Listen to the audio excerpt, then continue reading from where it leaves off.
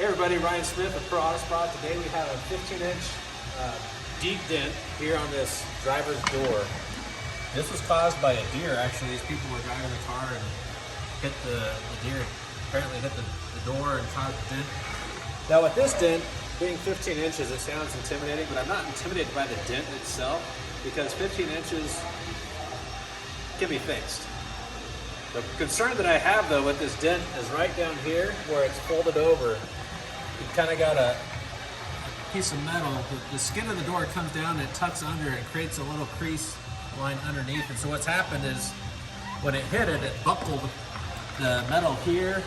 And so I'm also working through two body lines. You can see one here and one here. It goes down the whole door into the back door. Now anywhere where metal bends, where it comes to a point, is where it's the strongest. So for example, if you look right here, I can push right here on this center of this door and it flexes quite easily. When I push down here where it bends, same pressure, but it doesn't flex as much. And so that makes it a little bit tougher. The other challenge right here is because it's kind of in a corner of the door, it's going to be a little bit more challenging to repair as well. But I'm confident I'll be able to get this one out, so the next time you see this, it'll be gone.